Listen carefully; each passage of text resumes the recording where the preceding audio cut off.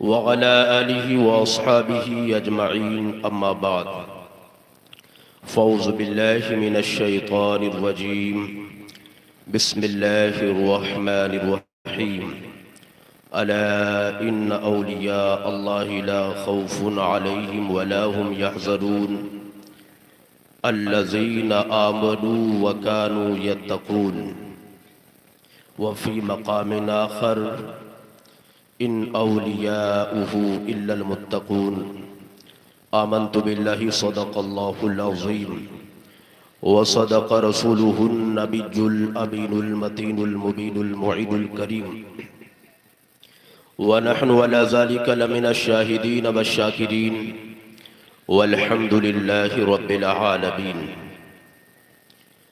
गौसे आज़म बमने बेसरो सामा मददे क़िबला ए दी मददे काबे ईमा मददे क़ादरियम नारे या गौसे आज़म ई ज़नम दम ज़ शेख अहमद रज़ा खां कुतुब आलम भी ज़नम। सुभान अल्लाह। नबी और आले नबी की बारगाह में अक़ीदत व एहतराम के साथ इंतहाई ईमानदारी के साथ बावाज़े बुलंद दुरूद शरीफ पढ़ें। अल्लाहुम्मा सल्ली अला सय्यिदिना व मौलाना मुहम्मदिन मादनिल जूदि वल करम व आलिहिल किराम व इब्निहिल करीम व बारिक व सल्लिम। हज़रात मोहतरम, मैं आपकी दयारे महब्बत में जनाब मौलाना सिराज आफाकी साहब के दावत पर पहली मर्तबा हाजिर हुआ और ये अज़मत मुस्तफ़ा कॉन्फ्रेंस बमौका जश्न गौसुल वरा के मुनासबत से इस महफिल को यहाँ के नौजवानों ने सजाया है, रचाया है, बसाया है। अल्लाह तबारक व तआला की बारगाह में दुआ है परवरदिगार आलम इसके मुंतज़िबीन को हुजूर गौसे आज़म का सदक़ा अता फरमाए आमीन और आपकी तालीमात पर अमल करने की तौफीक अता फरमाए। मैं हमेशा अच्छा नहीं बोलता हूँ। कभी ऐसा भी होता है कि अगर हजारों का मजमा हो तो खराब बोल लेता हूँ और कभी ऐसा होता है कि 10 लोगों का मजमा हो तो अच्छा बोल लेता हूँ। बस हमको एहसास हो जाना चाहिए कि हम सरकार की बातें सरकार के गुलामों के सामने कर रहे हैं। बेशक सुभान अल्लाह। अगर एहसास हो गया तो फिर कुछ मुफीद बातें और अल्हम्दुलिल्लाह अपनी तकरीर लफाजी वाली तकरीर नहीं कि जिससे आवाम को कुछ नसीहत न मिले, वही बातें बोलूँगा जिन बातों पर अमल करके आपकी दुनिया भी संवर जाए और आखिरत भी संवर जाए। बेशक सुभान अल्लाह सुभान अल्लाह। तो इंशाअल्लाह ताला उम्मीद करते हैं कि आप हजरात हमें ये एहसास दिलाएंगे कि हम अपने सरकार की बातें उनके अपनों में कर रहे हैं, गैरों के दरमियान नहीं कर रहे हैं। खुदा के फजल से फजले खुदा की बात करते हैं। खुदा के फजल से फजले खुदा की बात करते हैं। रसूलुल्लाह के जूदो सखा की बात करते हैं। बेशक सुभान अल्लाह। रसूलुल्लाह के जूदो सखा की बात करते हैं। कभी बगदाद के गौसुल वरा की बात करते हैं। बेशक सुभान अल्लाह। कभी बगदाद के गौसुल वरा की बात करते हैं। कभी अजमेर के ख्वाजा पिया की बात करते हैं। वाह वाह सुभान अल्लाह। कभी अजमेर के ख्वाजा पिया की बात करते हैं। छेड़ा जो तज़किरा इश्क़ रिसालत का कहीं अतहर तो हम अहले सुनन अहमद रजा की बात करते हैं। वाह वाह सुभान अल्लाह सुभान हम अल्लाह। अहले सुनन अहमद रजा की बात करते हैं। अब अहमद रजा क्या बात करते हैं? हमारे आला हजरत ने इश्क की ऐसी दास्तान लिखी है कि रूए जमीन पर किसी शायर ने अपने महबूब के हर अज़्म की इस तरह तारीफ नहीं की।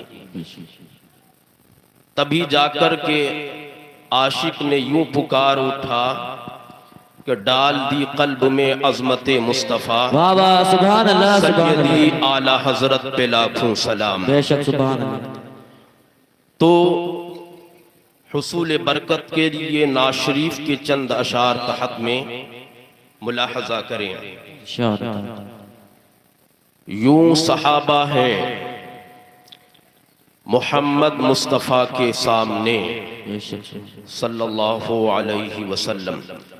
यूं सहाबा है मोहम्मद मुस्तफ़ा के सामने जैसे परवाने रहें जलती दिया के सामने। वाह वाह, सुभान अल्लाह, सुभान अल्लाह। जैसे परवाने रहें जलती दिया के सामने।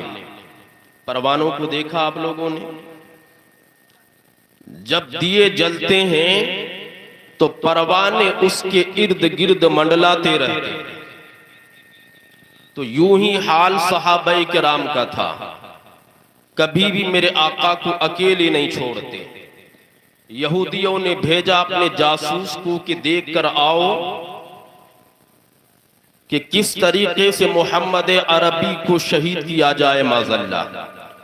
जब जासूस आया देखकर हैरान हो गया।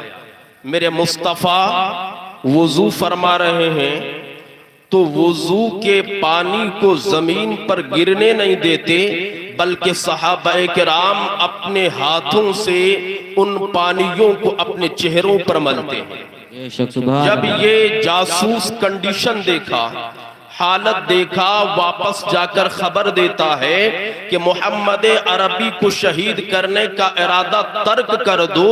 अरे जब उनके साथी उनके वुजू के पानी को जमीन पर गिरने नहीं देते तो उनका खून कैसे जमीन पर गिरने देते? सुभान अल्लाह, सुभान अल्लाह, बेशक यूं सहाबा है मोहम्मद मुस्तफ़ा के सामने जैसे परवाने रहे जलती दिया के सामने। और रब ने रखी है शिफा,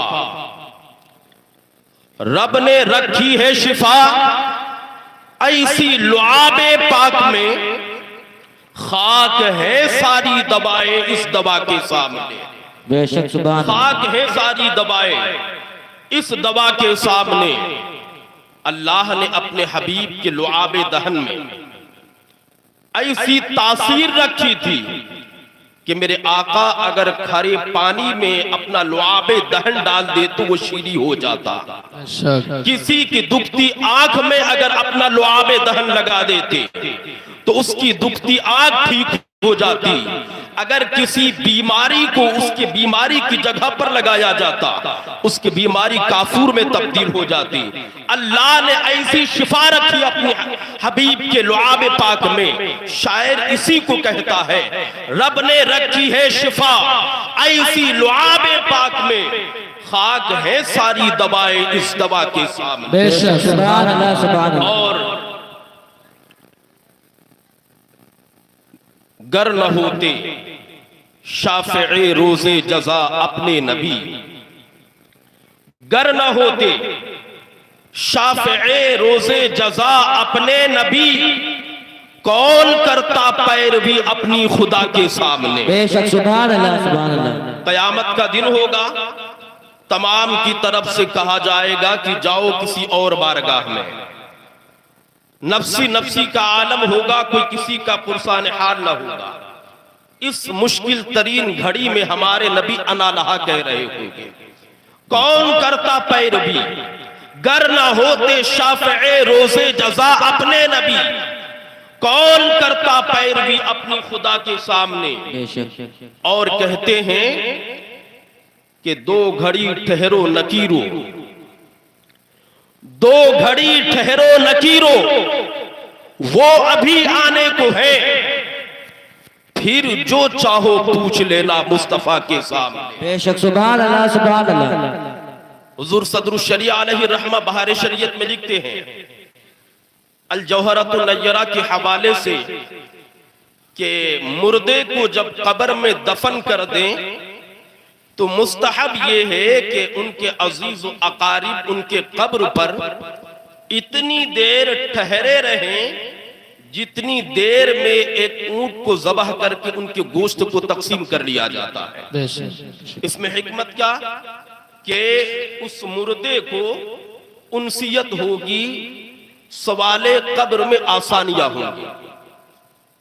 अब जब उनके रिश्तेदार जब उनके कब्र पर ठहरे, इस कदर उनसियत का आलम हो कि मुनकिर नकीर के सवाल में जवाब देने में आसानी हो, तो फिर मेरे हबीब जब कब्र में होंगे तो आलम क्या होगा।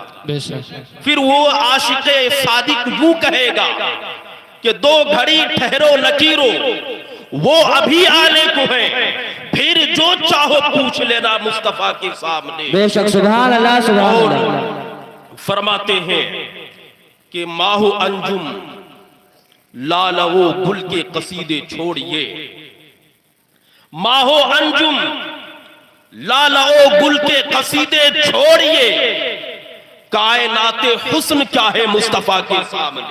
बेशक सुभान अल्लाह। कायनाते हुस्न क्या है मुस्तफा के सामने। यूं सहाबा है मोहम्मद मुस्तफा के सामने जैसे परवाने रहे जलती दिया के सामने। और आला हजरत अजीमुल बरकत अशाह इमाम अहमद रजा खान फाज़िल बरेलवी अलैहि रहमत व रिज़वान अपने मुर्शिद हुजूर गौसे आजम रदी अल्लाह अन्हु की बारगाह में खिराज अकीदत पेश करते हैं। वाह क्या मर्तबा ए गौस है बाला तेरा, ऊंचे ऊंचों के सरों से कदम आला तेरा। बेशक सुभान अल्लाह। सर भला क्या कोई जाने के कैसा तेरा, औलिया मलते हैं आंखें वो है तलवा तेरा। बेशक सुभान अल्लाह। और फिर दूसरे कलाम के मक्ते में फरमाते हैं कि तेरी सरकार में लाता है रजा उसको शफी, जो मेरा गौस है और लाडला बेटा तेरा। सुभान अल्लाह सुभान अल्लाह। हजरात मुहतरम, आप हजरात सुभान अल्लाह बोले या ना बोले, बस गौर से मेरी बातों को समाअत करें। हमने कुरान करीम की आयत करीमा अला इन्ना औलिया अल्लाहि ला खौफुन अलैहिम वला हुम यहज़नून की तिलावत करने का शरफ हासिल किया। अल्लाह फरमाता है खबरदार हो जाओ, अटेंशन, मुतवज्जह हो जाओ कि अल्लाह के वलियों को न किसी चीज का खौफ है और न किसी बात पर रंजो मलाल। ये आयत करीमा आपने बारहा सुना और इस पर हजारों तकरीरें भी आपने मुलाहजा की। अक्सर हमारे जलसों में हुजूर गौसे आजम रदी अल्लाह अन्हु के नाम की महफिल जब मुनक़िद होती है तो फकत तमाम तकारीर का इन्हिसार आपकी करामत पर मुनहसिर हो जाता है। जैसे यूं लगता है कि हुजूर गौसे आजम के जिंदगी का असल मकसद करामत दिखाना, जबकि आपकी जिंदगी का ये असल मकसद नहीं, बल्कि ये तो आपकी जात से ज़िम्नन करामत का सुदूर हुआ है। और असल मकसद किसी भी वली का करामत दिखाना नहीं होता है, बल्कि इस्तिकामत दिखाना होता है। बेशक सुभान अल्लाह। यही वजह है कि जो साहिबे तसव्वुफ हैं, साहिबे विलायत हैं और अस्हाबे इल्म फज़्ल ने कहा है कि अल इस्तिकामत फौकल करामत, दीन पर कायम रहना, शरीयत पर कायम रहना, ये करामत से ऊपर है, करामत से बढ़कर। हमने फकत करामत को नजर में रखा, इस्तिकामत को छोड़ दिया। हुजूर गौसे आजम ने मुर्गे खाए, आपने हड्डियों को जमा किया तो वो फिर से मुर्गा बन उठा। आपने सुना और आपने ये भी सुना कि आप जब कब्रिस्तान से गुजरे, आपने कब्रिस्तान के मुर्दों को आवाजें लगाई तो वो सब उठकर भागने लगे। बेशक आपकी जात से इन तमाम करामात का सुदूर हुआ, लेकिन ये आपकी जात का असल मकसद नहीं।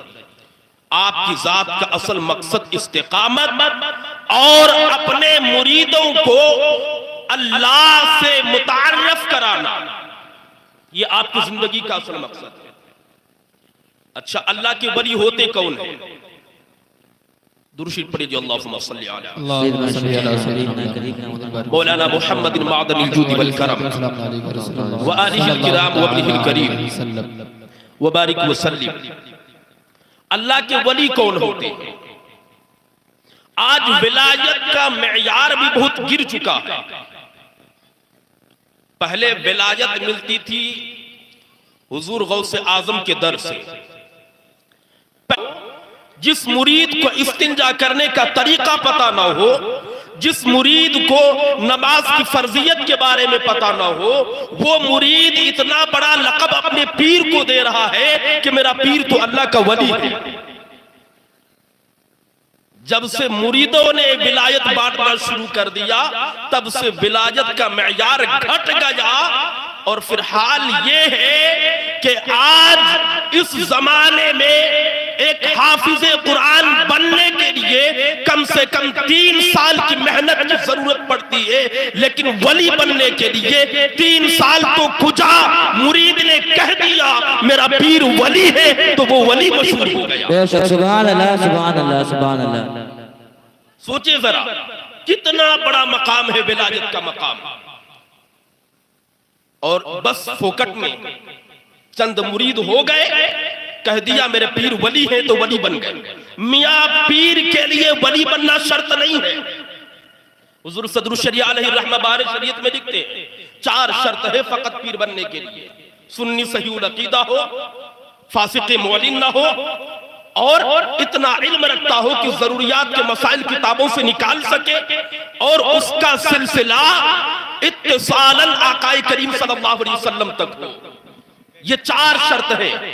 वली बनना तो कहीं शर्त लिखा हुआ नहीं। वली कौन होता है? आज अगर चंद अक्ल के खिलाफ किसी से कोई काम सादिर होता हुआ देख ले, ये जोहला हमारे अवाम और हमारी कौम उनको फौरन वली बना देती कि फुला तो वली है। कोई अगर अपने हाथ से काजू निकाल दे वली बन गया, कोई अपने हाथ से किशमिश निकाल दे वली बन गया, अगर कोई अपने मुंह से आग निकाल दे वली बन गया। मियां विलायत आज ये अवाम के दर से बढ़ती है, जबकि ये विलायत नहीं।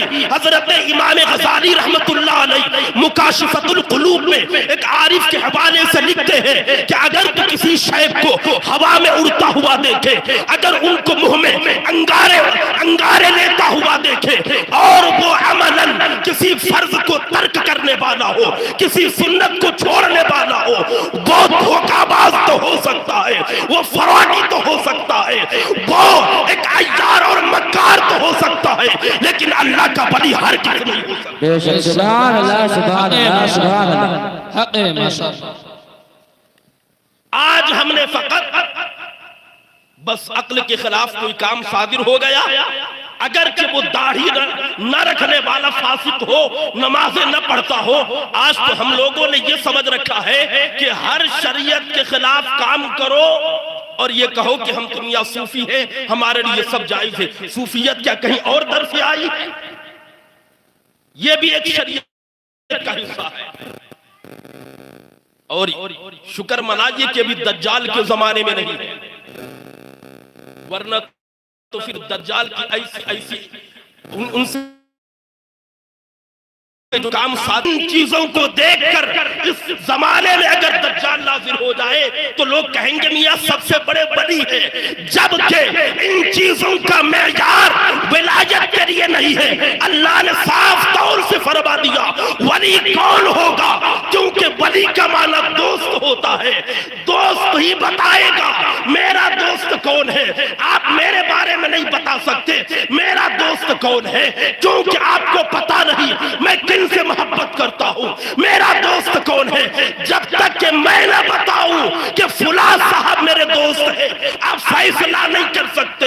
यूं ही आप इस बारे में भी फैसला नहीं कर सकते अल्लाह का वली कौन है, अल्लाह का दोस्त कौन है। अल्लाह ने खुद ही बता दिया मेरा दोस्त कौन है। अल्लाह इरशाद फरमाता है इन्ना औलियाहु इल्लल मुत्तकून, अल्लाह का दोस्त नहीं है मगर वही जो तकवा और परहेजगारी अख्तियार की। बेशक सुभान अल्लाह। नारे तकबीर, अल्लाहु अकबर, नारे तकबीर, नारे रिसालत, या रसूल अल्लाह, नारे रिसालत, या रसूल अल्लाह। जश्न गौसुल वरा कॉन्फ्रेंस जिंदाबाद, जश्न गौसुल वरा कॉन्फ्रेंस जिंदाबाद, नारे तकबीर, नारे रिसालत, या रसूल अल्लाह। तो अल्लाह ने बता दिया है मेरा दोस्त कौन है। अब तो ये नहीं ना कि बस जो आप खिलाफ आदत काम को देखे देख कर कहने शुरू कर दे ये अल्लाह का वली है, ये अल्लाह का वली है। अल्लाह का वली अल्लाह ने खुद बता दिया कि मेरा वली कौन है। अच्छा अब आप जरा ये भी देखें तकवा किसे कहते हैं, परहेजगार जिसको आप अपनी जुबान में बोलते हैं, मुत्तकी किसे कहते हैं। इसके तहत में सूफियाए किराम फरमाते हैं कि इसके 3 कैटेगरीज हैं, 3 दर्जे हैं। पहला आम लोगों का दर्जा, क्या कि कुफ्र से बचकर ईमान लाना, कुफ्र से बचकर ईमान लाना, ये पहला दर्जा है तकवा का। आपने कुफ्र को छोड़ा, ईमान कबूल किया, आप मुत्तकी बन गए, ये आम लोगों का तकवा। फिर बीच दर्जे वाले मुतवस्सित लोगों का तकवा क्या है कि हर फराइज को अदा करना, हर अहकामात की पैरवी करना और मनहियात से रुकना। अल्लाह ने जिन कामों को करने का हुक्म दिया उनको करना और जिनसे रुकने का हुक्म दिया उनसे रुक जाना, ये बीच दर्जे वाले लोगों का तकवा है। और खास लोगों का तकवा कि हर उस चीज को छोड़ देना जो अल्लाह ताला से गाफिल कर दे। अब इसमें सब चीज है, जायज चीजें भी कुछ ऐसी होती है जो अल्लाह से गाफिल कर दे, तो ये खास लोगों का तकवा है कि हर उस चीज को तर्क कर देना, छोड़ देना जो अल्लाह ताला से गाफिल कर दे, ये खास लोगों का। अब आप इसी तकवे को अपने पीर के अंदर तलाशे, फिर आप फैसला न करें। अगर दूसरे साहिबे इल्म कह दे हाँ ये वली है, क्योंकि ये कौल मशहूर है वलीरा वली में शनाशद, कि एक वली को वली ही पहचान सकता है, आलिम को आलिम ही पहचान सकता है, मुफ्ती को मुफ्ती पहचान सकता है। किस कदर साहिबे इल्म है, किस कदर इल्म लियाकत वाला है, ऐसे ही एक वली को कम से कम साहिबे इल्म वाला ही पहचान सकता है। हर जाहिल ये नहीं कह सकता कि फुला तो वली है, बस इतना आप कह सकते हैं हाँ फुला बंदा साहिबे तकवा है, लेकिन वली की डिग्री आप हर किसी को नहीं। बेशक सुभान अल्लाह, सुभान अल्लाह। आप इन बातों को अपने जहन में बिठा लें। ये तमहीद बातें पेश कर रहा हूं क्योंकि हुजूर गौसे आजम रज़ी अल्लाह अन्हु का मकाम क्या है। आप जब इन तमहीदी बातों को अपने नजर के सामने रखेंगे तब आपको पता चलेगा कि हुजूर गौसे आजम का मकाम और मर्तबा क्या है, हुजूर गौसे आजम की मंजिलत क्या है, आपका वकार कितना बुलंद है, तब पता चलेगा। आप मादरजाद वली थे हुजूर गौसे आजम रज़ी अल्लाह अन्हु, लेकिन उसके बावजूद आपने इल्म हासिल किया। आज जो ये कहते हैं कि शरीयत अलग है, तरीकत अलग है, मैं कहना चाहता हूं हुजूर गौसे आजम से बढ़कर कौन वली हो सकता है। आप तो वलियों के सरदार हैं, कुतुबुल अख्ताब हैं, गौसे आजम के लक़ब से आप मुलक़ब हैं। मादरजाद वली, मादरजाद किसको बोलते वली? कि जो मां के पेट से ही वली बनकर के आया। लेकिन उसके बावजूद आपने मेहनतें की इल्म हासिल करने के लिए। कभी आपने ये नाम सुना हुजूर गौसे आजम के ताल्लुक? कादिर जिलानी, मुहद्दिस अब्दुल कादिर जिलानी, मुहद्दिस अब्दुल कादिर जिलानी?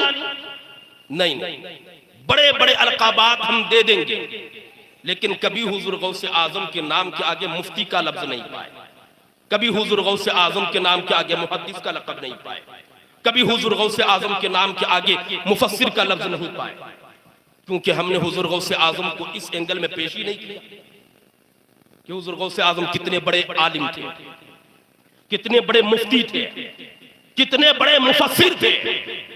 जरा आप मुलाहजा करें, आपके लड़के वो कहते हैं कि मेरे वालिदे गिरामी इतने बड़े मुफ्ती थे कि अगर कोई मसला पेचीदा होता, बगदाद के तमाम मुफ्तियाने किराम जिस मसले को बताने से इनकार कर देते, मेरे वालिदे गिरामी के पास आते तो आप फौरन हल फरमा दिया करते। बेशक, सुभान अल्लाह। आपके फतवा नवैसी का यह आलम था। और तफसीर में क्या मकाम है आपका? अल्लाहु अकबर। इमाम इब्न जूज़ी रहमतुल्लाह अलैह बहुत बड़े मुहद्दिस, बहुत बड़े मुहद्दिस, जर्ह व तादील के इमाम कहलाते हैं, मुहद्दिसीन के इमाम कहलाते। वो इमाम इब्न जूज़ी रहमतुल्लाह अलैह वाक़िया बयान करते हैं। इस वाक़िये को अल्लामा इब्न हजर अस्क़लानी रहमतुल्लाह अलैह ने मनाक़िब शेख अब्दुल क़ादिर जिलानी में नक़ल किया है। हुजूर गौसे आज़म रज़ियल्लाहु अन्हु जब वाज़ फरमाया करते, जब तकरीर करते, तो आपके मजमा में 70 हजार लोग जमा होते। उस वक्त ये माइक नहीं था, ये आवाज पहुंचाने का आला नहीं था, लेकिन अल्लामा इब्न हजर अस्क़लानी लिखते हैं कि पहले सफ में जो लोगों को जिस मिक़दार में आवाज पहुंचती थी, उतनी ही मिक़दार में उस मजमा के आखिरी सफ वालों को भी आवाज पहुंचती। आपकी करामत थी कि आपकी आवाज 70,000 के मजमा में पहुंच जाती। उसी मजमा का एक वाक़िया है कि हुजूर गौसे आजम का एक मुरीद था, अल्लामा इब्न जूज़ी, उनके बारगाह में पढ़ने के लिए आता। तो अल्लामा इब्न जूज़ी रहमतुल्लाह अलैह ये कहते अपने शागिर्द से कि तुम्हारे पीर को क्या आता? पूरी दुनिया उनकी तरफ खींची चली जाती है, लोगों का हुजूम होता है, आखिर है क्या तुम्हारे पीर के पास? बारहा अपने शागिर्द से यही फरमाते इब्न जूज़ी रहमतुल्लाह अलैह अपने शागिर्द से, लेकिन जाने को तैयार नहीं। मैं क्यों जाऊं? इतना बड़ा आलिम, इतना बड़ा मुहद्दिस होकर मैं उनकी बारगाह में क्यों जाऊं?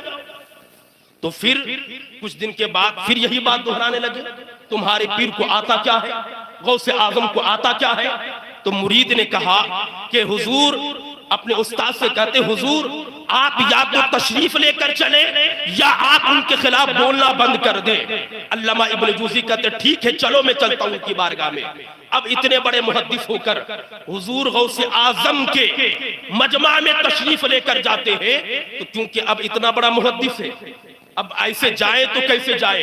अपने चेहरे पर नकाब डालकर जाते हैं, चादर ओढ़ कर जाते हैं, ताकि कोई मुझे पहचान न ले कि इब्ने जूज़ी गौसे आजम के मजमा में तशरीफ लेकर गए हैं। जब गौसे आजम के मजमा में पहुंचते हैं, वो शागिर्द और इब्ने जूज़ी रहमतुल्लाह अलैह मजमा में बैठकर गौसे आजम के वाज को समाअत करते हैं।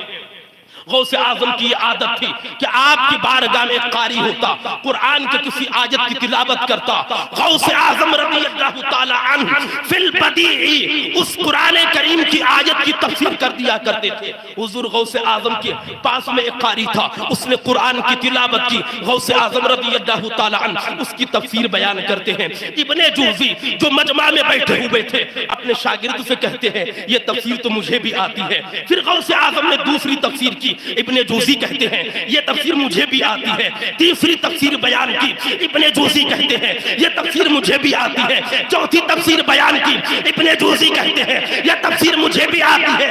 11 तफसीर तक इब्ने जूज़ी ने कहा ये तफसीर मुझे भी आती है, लेकिन जब 12वीं तक पहुंचते हैं इब्ने जूज़ी कहते मुझे नहीं पता है। 13वीं पर पहुंचते हैं इब्ने जूज़ी कहते हैं मुझे नहीं पता है। हत्ता कि गौसे आज़म रज़ियल्लाहु अन्हु एक आयत करीमा की 40 तफसीर बयान करते हैं, उसके बाद इस पर हद नहीं करते बल्कि फरमाते हैं अल आला नरजिउ इलल कौली नरजिउ मिनल कौली इलल हाल, कि अब कौल से हाल के तफसीर की तरफ में आते हैं। अल्लाहु अकबर। जब गौसे आज़म ने 40 तफसीर बयान करने के बाद तफसीर हाल की तरफ आते हैं, आपने ऐसी तफसीर बयान की कि मजमा में जितने लोग थे तड़पने लगे, सब बेचैन हो गए। अल्लामा इब्ने जूज़ी की कैफियत का आलम तो ये था कि आप अपने कपड़े को फाड़ने लगे। कौन इब्ने जूज़ी? वो इब्ने जूज़ी बहुत बड़े मुहद्दिस हैं, बहुत बड़े मुफस्सिर हैं, जरह व तादील के इमाम हैं। वो इब्ने जूज़ी बुखारी का हाफिज, मुस्लिम का हाफिज, तिरमिज़ी का हाफिज, नसाई का हाफिज, इब्ने माजा का हाफिज, जामे तिरमिज़ी का हाफिज, हिल्यतुल औलिया का हाफिज, वो इतने बड़े अजीम मुहद्दिस कहते हैं कि जो एक आयत की 40 तफसीर बयान कर दे उसी को दुनिया गौसे आज़म कहती है। बेशक, सुभान अल्लाह, सुभान अल्लाह। तो तफसीर में इस कदर आपका आला मुकाम है, तो ये कहना कि शरीयत अलग है, तरीकत अलग है मियां, पर इस बारगाह में हुजूर गौसे आज़म को पढ़कर तो देखो, पता चलेगा कि हुजूर गौसे आज़म रज़ियल्लाहु अन्हु का इल्मी मकाम क्या। हमने कहा ना हमारी बहुत बड़ी कमी है कि फकत हमने अपने जलसों में आपकी करामात को ही बयान किया, आपके इल्म फज़ल को बयान नहीं किया, आपके ज़ुहद व तक़वा को बयान नहीं किया। हुजूर गौसे आज़म रज़ियल्लाहु ताला अन्हु की ये फजीलत कि वो इमाम इब्ने जूज़ी कि जो हदीस को परखते हैं कि ये हदीस सही है कि गलत है, उन परख करने वालों के इमाम हैं, और ऐसे इमाम हैं जिनको तमाम फिरके के लोग तस्लीम करते हैं, वो गौसे आज़म की फजीलत बयान करते हुए नजर आते हैं। बेशक, वो मकाम है गौसे आज़म रज़ियल्लाहु अन्हु का। अब जरा आए हुजूर गौसे आज़म रज़ियल्लाहु अन्हु के ताल्लुक से मैं फकत आपके उन करामात को और उन्हीं वाक़ियात को बयान करूंगा जिन वाक़ियात से हमारी कौम को फायदा, जिन वाक़ियात से हमारी कौम को कुछ सबक मिले। गौसे आज़म के नाम पर गुलामी का दम भरने वाले अपने अंदर झांक कर भी देखो, क्या वाकई में हम गुलाम गौसे आज़म है? हमारे अंदर गुलामों जैसी कैफियत है? क्या हम इस लायक हैं अपने चेहरे को गौसे आज़म के सामने उनके आस्ताने पर रख कर कह सके ए गौसे आज़म हम आपके गुलाम हैं? आप इस अंदाज में अपने आप को बनाइए। आपने वाकया सुना, गौसे आज़म रज़ियल्लाहु अन्हु तालीम हासिल करने के लिए जा रहे थे, तो माँ ने क्या कहा था जाते वक्त? बेटा सच का दामन कभी छूटने मत देना, सुभान अल्लाह, झूठ कभी मत बोलना। अब माँ ने एक ही वादा किया था हुजूर गौसे आज़म का, आप पहलू देखें तो आपके पहलू में हर पहलू आपको नजर आएगा। जहां एक फरमा बरदार बेटा है तो वहीं एक फरमा बरदार बंदा भी है। माँ ने फकत इतना कहा था, बेटा झूठ मत बोलना। हुजूर गौसे आज़म रज़ियल्लाहु ताला अन्हु डाकू सामने है जो मालो असबाब को लूटने के लिए तैयार है।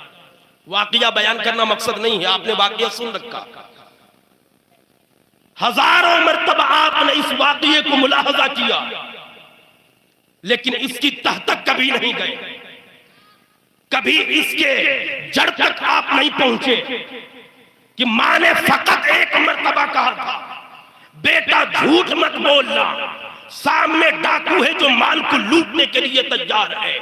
जब पूछा तो साफ साफ बोल देते हैं, हाँ मेरे पास 40 दीनार है जो मेरी कुबा में मेरी वालिदा ने सिल कर रखा है। डाकू कहता है, ए बच्चे तू झूठ क्यों नहीं बोला? गौसे आजम ने क्या बेहतरीन जवाब दिया कि मेरी माँ ने मुझसे वादा कराया था, वसीयत किया था, झूठ मत बोलना, तो मैं अपने माँ की वादा खिलाफी नहीं कर सकता। डाकू ने कहा कि अरे तू अपने माँ से किए हुए एक वादे को तू भूल नहीं सकता, तो मैं तो अपने रब से किए हुए हजारों वादे को भूला बैठा हूं। अल्लाह ने आपकी जबान पर ऐसी तासीर अता की, वो 7 डाकू जो लूटने आए थे वो सब के सब रहज़न नहीं बल्कि रहबर बनते हुए। सुभान अल्लाह, सुभान अल्लाह। नारे तकबीर, नारे तकबीर, नारे रिसालत, मसलके आला हजरत, मसलके आला हजरत, फैज़ाने आला हजरत, फैज़ाने आला हजरत, नारे तकबीर, नारे रिसालत।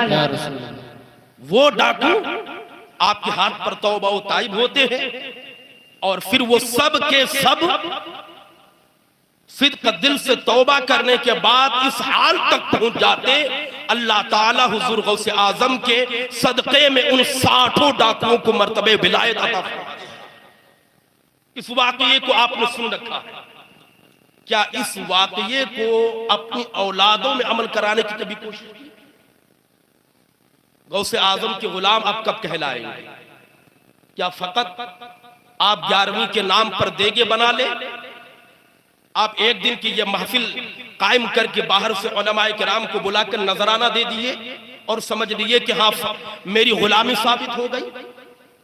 इस वाक़ये पर आप अपनी औलाद को कब अमल कराएंगे? और पहली बात तो ये कि अमल कराने से पहले खुद को भी अमल करना जरूरी, क्योंकि बाहर में काल चलता है, घर में हाल चलता है। इस लफ्ज को आप नोट करें, बाहर में काल चलता है, घर में हाल चलता है। और दूसरे लफ्जों में आप यूं समझे कि बाहर में लेक्चर चलता है और घर में अमल चलता है। हम आपके सामने बेहतरीन तकरीर करके चले जाए, अच्छी अच्छी बातें बयान करके चले जाए, आप कहेंगे बड़े अच्छे मौलाना थे, टीम की बातें बताकर गए हैं, लेकिन आप मेरी बातों से हमसे मुतासिर हो जाएंगे, मेरे घर वाले मुतासिर नहीं होंगे। आप इस बात को नोट कीजिएगा, मेरे घर वाले मेरी बात से मुतासिर नहीं होंगे, मेरे घर वाले अगर मुतासिर होंगे तो मेरे अमल से मुतासिर होंगे। हम बाहर आकर नमाज की फजीलत पर तकरीर कर दें, नमाज पढ़ना फर्ज है, किसी हाल में नहीं छोड़ना चाहिए। हाल ये है आप मेरी तकरीर सुनकर मुतासिर हो गए, लेकिन जब घर जाएंगे मेरे घर देखेंगे कि मेरा बेटा तो नमाज नहीं पढ़ता, बताइए मेरे घर वालों के दिल पर मेरा क्या असर है? तो घर में क्या चलेगा? हाल चलेगा, घर में अमल चलेगा। बाहर आप बोले कि झूठ बोलना हराम है, हम बोले झूठ बोलना हराम है, अपने घर वालों के सामने, अपने बेटों के सामने झूठ बोले बार बार, फिर अपने बेटों को कहे कि बेटा झूठ बोलना जायज नहीं है, हराम है, तो बताइए क्या आपकी बात का असर आपके बेटों पर होगा? नहीं होगा। असर तब होगा जब आप उस पर अमल पैरा हो जाए, फिर अपनी औलाद को तंबीह करें, बेटा झूठ बोलना नाजायज व हराम है, हरगिज झूठ मत बोलना। फिर देखिए अल्लाह आपकी बात पर ऐसा असर पैदा करेगा कि उसकी जान तो जा सकती है, लेकिन आपकी बात के खिलाफ में हरगिज नहीं जा सकती। बेशक, सुभान अल्लाह, सुभान अल्लाह। आप अमल करके तो देखे, अमल करके देखे। तकरीर जोशीले मुझे भी आती है, बहुत जोशीला, ये मौलाना सिराज साहब अच्छे तरीके से जानते हैं, आवाज भी साथ नहीं दे रही है, लेकिन इतना कम से कम जरूर है कि आप हजरात गौर से सुने तो आपको फायदे वाली बातें मिल जाएगी। हुजूर गौसे आजम रदियल्लाहु ताला अन्हु अपने आखिरत के बारे में बड़े फिक्रमंद थे और फिक्रमंद रहना भी चाहिए। क्या पता कि आप सारी जिंदगी इबादत करें और आखिर वक्त में आपका खात्मा सही ना हो। समझ रहे हैं आप? जी। जरूरी नहीं है कि आप इबादत करें तो आप मुसलमान होकर ही मरे, बल्कि आदमी को इस बात पर फिक्रमंद रहना चाहिए और बकसरत रब की बारगाह में दुआएं करनी चाहिए कि मौला मेरा खात्मा ईमान पर हो जाए, आखिरत बेहतर हो जाए। और हदीस पाक बुखारी शरीफ में काल अबी मुलैका रदियल्लाहु ताला अन्हु अदरकतु सलासीन मिन अस्हाबिन नबी सल्लल्लाहु अलैहि वसल्लम कुल्लुहुम यखाफुन निफाका अला नफ्सिही मा अहदुम मिनहुम यक़ूलु इन्नहु अला इबार जिब्रील व मीकाईल। हजरत अबी मुलैका कहते हैं मफ़हूम हदीस है कि मैंने 30 सहाबी रसूल से मुलाकात की है, मैंने उन तमाम सहाबियों को सबसे ज्यादा आखिरत के बारे में फिक्र करते हुए देखा। बेशक सुभान अल्लाह। कौन है सहाबी? हम लोग किसी न किसी पीर से मुरीद है, कोई कादरी है, कोई नक्शबंदी है, कोई सुहरवर्दी है, कोई निजामी है, कोई रज़वी है, कोई बरकाती है, किसी न किसी सिलसिले से मुंसलिक है। लेकिन हम मुरीद हो गए और ये समझ लिए क्या कि अब हमको अमल की जरूरत नहीं, हमारे पीर साहब काफी है। हमारे पीर साहब कल कयामत में हमारी मग़फ़िरत के लिए काफी है। सारे आमाल को थोप दिए पीर साहब पर। यही हाल है हमारे कौम का। और पीर तो छोड़िए, बड़े से बड़े वली का मकाम मैं बताऊं कि बड़े से बड़े वली का मकाम किसी सहाबी के कदम से लगे हुए धूल के बराबर भी नहीं हो सकता। वो सहाबी होते हैं, वो सहाबी कि जो किसी और पीर के हाथ पर बयात नहीं किए बल्कि इमामुल अंबिया के हाथ पर बयात किए। बेशक सुभान अल्लाह। जिनकी बयात का जिक्र कुरान करीम में इज़ युबायिऊनका तहत शजरा, वो सहाबाए किराम कि जो सुबह शाम अपने आका के चेहरे की जियारत करते हैं। हम और आप तो अपने मोहल्ले के मस्जिद के इमाम के पीछे नमाजें पढ़ते हैं, लेकिन वो सहाबाए किराम जो फजर की नमाज इमामुल अंबिया के पीछे पढ़ते हैं, ज़ुहर की नमाज इमामुल अंबिया के पीछे पढ़ते हैं, असर की नमाज इमामुल अंबिया के पीछे पढ़ते हैं, मगरिब की नमाज इमामुल अंबिया के पीछे पढ़ते हैं, इशा की नमाज इमामुल अंबिया के पीछे पढ़ते हैं, ईद और बकरा ईद की नमाज इमामुल अंबिया के पीछे पढ़ते हैं, नमाज जनाजा इमामुल अंबिया के पीछे पढ़ते हैं। इतने मर्तबे पर फाइज होने के बाद भी उन सहाबाए किराम का हाल ये था, अपने बैंक बैलेंस के बारे में फिक्र नहीं करते, अपनी जमीनों जायदाद के बारे में फिक्र नहीं करते, अपनी दुनिया के बारे में फिक्र नहीं करते, बल्कि फिक्र करते हैं तो इस बारे में कि मौला मेरी आखिरत अच्छी हो जाए, मेरा खात्मा ईमान पर हो जाए। बेशक सुभान अल्लाह। आप सोचें जरा, इतने मर्तबा तक पहुंचने के बाद सबसे ज्यादा फिक्रमंद है आखिरत के बारे में। हुजूर गौसे आजम रदियल्लाहु ताला अन्हु भी बड़े फिक्रमंद थे। हजरत इमाम हजरत शेख सादी रहमतुल्लाह अलैह अपनी किताब में लिखते हैं कि मताफ में एक शख्स कंकरी में अपना सर रखकर रो रहा था। खाने काबा शरीफ के इर्द गिर्द जो तवाफ करते उस जगह को मताफ बोलते हैं। जो हज करने के लिए गए उनको पता है। मताफ में एक नौजवान, अभी तो टाइल्स और मार्बल लगा हुआ है बेहतरीन किस्म का, उस जमाने में टाइल्स भी नहीं था, हत्ता के वो खाना काबा के इर्द गिर्द कंकरियां थी। मताफ में एक नौजवान कंकरियों पर पेशानी रखकर रो रहा था और इस कदर गिरियाओ जारी के साथ रब की बारगाह में दुआ करता है, कहता है अल्लाह तू मुझे मुआफ कर दे, ए अल्लाह तू मुझे मुआफ कर दे, वरना तू मुझे नाबीना कर दे, वरना तू मुझे नाबीना कर दे, क्योंकि कयामत के दिन मैं तेरा तो क्या तेरे बंदों का सामना नहीं कर पाऊंगा।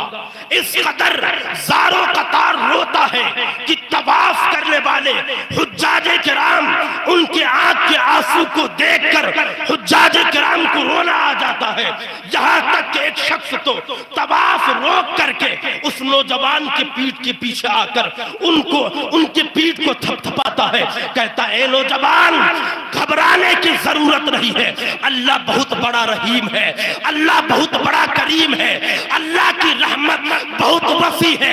अगर वो माफ करने पर आ जाए तो पहाड़ के बराबर गुनाहों को माफ कर दे। ए नौजवान इस कदर रो मत, रब की बारगाह से उम्मीद रखो। वो नौजवान कुछ देर गिरियाज़ारी करने के बाद, दुआ मांगने के बाद जब जाने लगता है, उस आदमी को ख्वाहिश होती है कि मैं देखूं तो सही ये कौन नौजवान है जो इस कदर गिरियाज़ारी के साथ रब की बारगाह में दुआएं कर रहा है, इस कदर वो रब की बारगाह में इल्तिजा कर रहा है।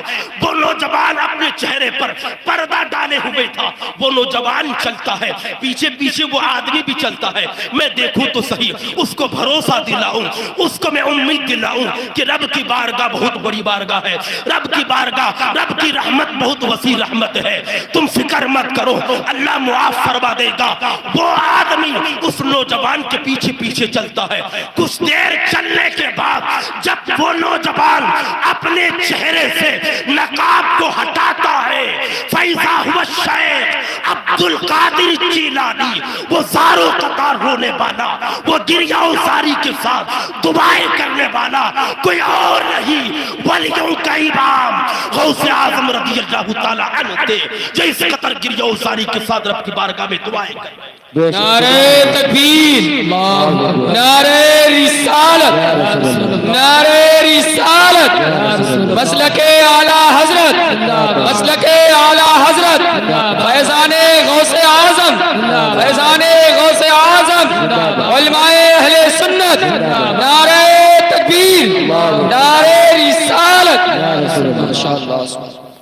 हुजूर गौसे आज़म रज़ी अल्लाह ताला अन्हु जैसी अजीम हस्ती वलियों के सरदार होकर अपनी आखिरत के बारे में इतने फिक्रमंद है कि बस दुआ के अंदाज देखे। कल कयामत में मौला अगर तू मुआफ न किया तो मैं तेरे इतने अजीम बारगाह में आकर क्या चेहरा लेकर आऊंगा, माफ कर दे वरना नाबीना कर दे। वो तो गुनाहों से कोसों दूर थे, रब के अहकाम की पैरवी करने वाले थे, आकाए करीम की सुन्नत पर अमल करने वाले थे। उनका तो ये आलम है और हम तो हमेशा गुनाहों में लगे हुए, हम तो हमेशा गुनाह के काम करते हैं। कभी हमने अपनी आंखों से आंसू बहाए, कभी हमने रब की बारगाह में गिरियाज़ारी करके दुआएं की। मौला हम बहुत गुनहगार हैं, बहुत सियाहकार है, मौला हमने बहुत गुनाहें की, बस तेरी बारगाह में लो लगाए हुए हैं। मौला मेरे गुनाहों को माफ कर दे, मौला मेरे खताओं को माफ कर दे। हजरत बायज़ीद बुस्तामी रज़ी अल्लाह ताला अन्हु बहुत बड़े अल्लाह के वली, हुजूर गौसे आज़म रज़ी अल्लाह अन्हु से पहले के भी वली। आपने वाकया सुना होगा शायद कि एक बुढ़िया ने उनसे पूछ लिया था कि ए बायज़ीद बुस्तामी जरा ये बताओ कि मेरे गधे की दुम अच्छी है कि तुम्हारी दाढ़ी अच्छी है। अल्लाह अकबर, कैसा सवाल है। हमसे कोई अगर पूछ दे इस तरीके का, न जाने हम गुस्से में क्या कर बैठे और कितने कलेमात उसको नवाज दे। जब बुढ़िया पूछती है ए बायज़ीद बुस्तामी जरा ये बताइए कि मेरे गधे की दुम अच्छी है कि आपकी दाढ़ी अच्छी है। बायज़ीद बुस्तामी फरमाते कि ए ज़ईफा कि अभी तो मैं नहीं बता सकता क्योंकि अभी पता नहीं है कि मेरा खात्मा कैसे होगा। हजरत बायज़ीद बुस्तामी रज़ी अल्लाह ताला अन्हु का इंतकाल हो जाता है। इंतकाल होने के बाद फिर बुढ़िया ख्वाब में देखती बायज़ीद बुस्तामी को, पूछती है ए बायज़ीद बुस्तामी मेरा अब भी वही सवाल है ये बताइए कि मेरे गधे की दुम अच्छी है कि आपकी दाढ़ी अच्छी है। बायजीद बुस्तामी फरमाते हैं कि भला तुम्हारी, अल्हम्दुलिल्लाह मेरा खात्मा ईमान पर हो गया है, मेरा खात्मा बिल खैर हो गया है, तो भला अब मेरी दाढ़ी से तुम्हारे गधे की दुम को क्या निस्बत हो सकती है। फिर बुढ़िया कहती है ये बताए कि रब की बारगाह में क्या मामला हुआ। बायजीद बुस्तामी फरमाते हैं रब की बारगाह में हाजिर हुआ, रब की बारगाह में रूबरू हुआ। रब ने पूछा ए बायजीद क्या लेकर आए हो। मैंने अर्ज किया मौला एक गुलाम अपने आका की बारगाह में आया है, एक बंदा अपने रब की बारगाह में आया है, एक गुलाम अपने बादशाह की बारगाह में आया है। मौला कोई बादशाह अपने गुलाम से ये तो नहीं पूछता ना कि क्या लेकर आए हो, बल्कि ये पूछता है क्या लेने आए हो, बल्कि ये पूछता है क्या लेने आए हो। मौला मैं तेरी बारगाह में मगफिरत का तलबगार बनकर आ जाऊं, मौला मेरे गुनाहों को बख्श दे। तो अल्लाह तबारक व तआला ने अपने फजलो करम से मेरे गुनाहों को मुआफ फरमा कर जन्नत का परवार अता फरमा दिया। सुभान अल्लाह, सुभान तो ये कहना कि मैं इबादत कर रहा हूं या जो इबादतें नहीं करते हैं आखिरत के बारे में कोई फिक्र नहीं है, आपको फिक्र होनी चाहिए। अपने आखिरत के बारे में गौर व फिक्र करना चाहिए। बनी इसराइल का एक नौजवान था जो 120 साल तक अल्लाह की बारगाह में इबादत किया। कितना? 120 साल तक रब की बारगाह में इबादत किया।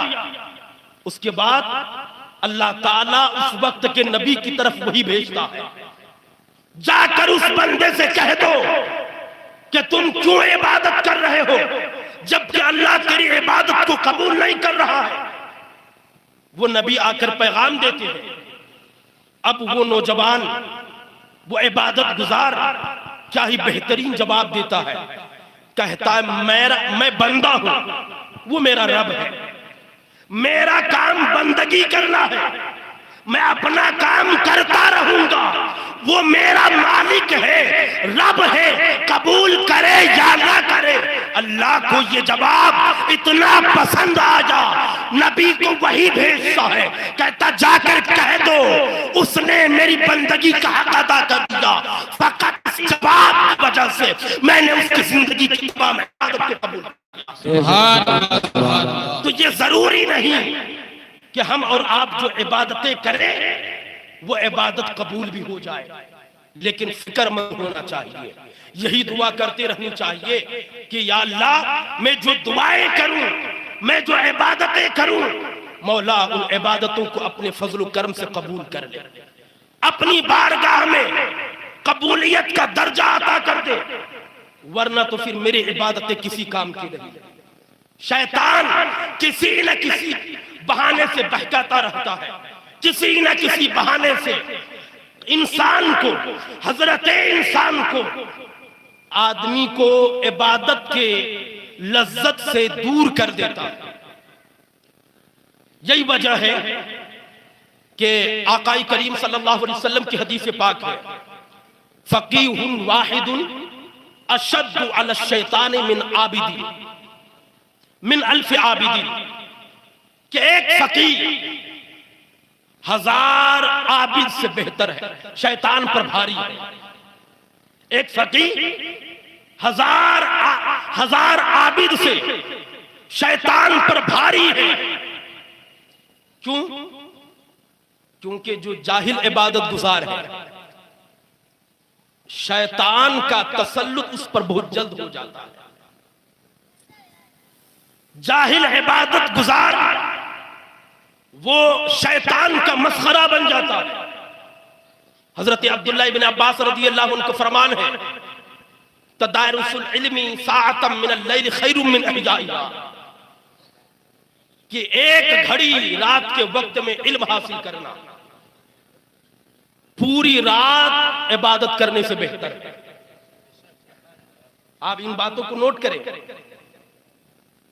अक्सर हमारी कौम में से लोगों का हाल यह है कि इल्म की तरफ रुझान ही नहीं।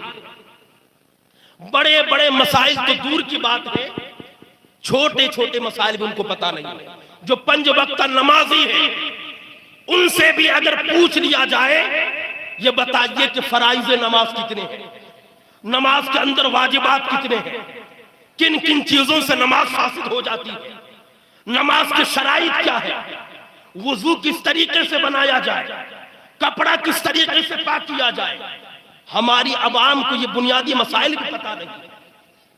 ये आलम है।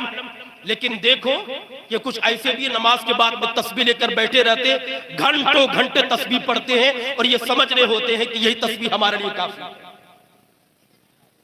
तस्बीह के बारे में कल कयामत में आपसे नहीं पूछा जाएगा कि आपने 1000 मर्तबा ला इलाहा इल्लल्लाह पढ़ा था कि नहीं। हाँ, लेकिन कयामत में यह पूछा जरूर जाएगा तुमने इल्म दीन हासिल किया कि नहीं। क्योंकि इल्म दीन हासिल करना हर मुसलमान पर फर्ज है, चाहे मर्द हो या औरत हो। जिस कंडीशन में है उस कंडीशन का इल्म हासिल करना उस पर जरूर है। तो आकाए करीम सल्लल्लाहु अलैहि वसल्लम के फरमान पर अमल कीजिए। आप इबादत और रियाज़ात जो फराइज हैं उन पर अमल करने के बाद अपने ये तस्बीह के बजाय हुजूर मुफ्ती आज़म हिंद रज़ी अल्लाह तआला का भी फरमान है कि तालिब इल्म के लिए सबसे बढ़कर तस्बीह क्या है? इल्म हासिल करना है। इल्म हासिल करना सबसे बेहतर तस्बीह है। आप इल्म हासिल कीजिए, जरूरी मसाइल मालूम नहीं, अपने इमाम से आप राब्ता कीजिए, नमाज के फर्जियत के बारे में मालूम कीजिए, अपने दीनी मसाइल के बारे में मालूम कीजिए। हमारी आवाम इन चीजों में बहुत कोसों दूर है, उनको शरीयत की परवाह ही नहीं है, मसले पता ही नहीं है, इतने अनपढ़ हैं कि यहां तक कि ये जमाना इतना तो तरक्की याफ्ता जमाना है कि गैर मुस्लिम को भी बहुत सारे दीनी मसाइल मालूम है। आपको पूछ लिया कि ये बताइए कि बुनियाद इस्लाम कितने हैं, बहुत सारों को यह भी नहीं पता होगा कि बुनियादी इस्लाम कितने, अरकान इस्लाम क्या क्या है, नहीं पता है। पता होना चाहिए आपको। अपने आप को गुलाम गौसे आजम कहते हैं, अपने आप को गौसे आजम के चाहने वाले बतलाते हैं। तो गौसे आजम के चाहने वाले की ये शान तो नहीं होनी चाहिए ना कि बिल्कुल अनपढ़ हो, जाहिल हो, कुछ पता ना हो दीन के बारे में, कुछ पता ना हो शरीयत के बारे में, कुछ पता ना हो अपने नबी की सुन्नत के बारे में। मालूम होना चाहिए आपको, अपने बच्चों को मालूम कराए, तभी वाकई में आप हुजूर गौसे आजम के गुलाम कहलाएंगे। अब देखें शैतान बहकाता कैसे है। हुजूर गौसे आजम फरमाते हैं कि मेरे ऊपर सहाब नूर छा गया, एक नूरानी बादल छाया, आवाज आती है, ए अब्दुल कादिर जिलानी, तुमने इस कदर मेरी इबादत की है, इस कदर रियाजत की है कि अब हम तुम्हें इबादत का मुकल्लफ नहीं करते हैं। अब तुम्हारे लिए नमाज़ें मुआफ है, दिगर इबादत मुआफ है, अब हम तुझसे ऐसे ही राजी हो गए हैं। हुजूर गौसे आजम फरमाते हैं, अब गौर से मेरी बातों को सुनना। हुजूर गौसे आजम फरमाते हैं, अचानक मेरे दिल में ख्याल आया कि अगर कसरत इबादत की वजह से इबादत के मुआफ होने का मामला होता तो फिर मेरे आका से बढ़कर कौन इसका हकदार था? इमामुल अंबिया से बढ़कर कौन इसका हकदार था? नबी करीम की इबादत का आलम तो ये था, हत्ता ततबर्रमा कदमाहु, मेरे आका इस कदर लंबा क़याम करते कि लंबा क़याम करने की वजह से आपके कदमे नाज सूज जाते, पांव पर वरम पड़ जाता, लेकिन उसके बावजूद रब ने अपने हबीब के लिए इबादत मुआफ तो नहीं किया, बल्कि ये फरमाया वाबुद रब्बका हत्ता यातियकल यकीन, कि ए महबूब अपने आखिरी सांस तक अपने रब की इबादत कर। अरे मेरे नाना जान इमामुल अंबिया को तो ये हुक्म हुआ, मैं कौन होता हूँ कि मुझ अब्दुल कादिर को कहा जाए कि तुम्हारे लिए नमाज़ें मुआफ हो गई, इबादतें मुआफ हो गई।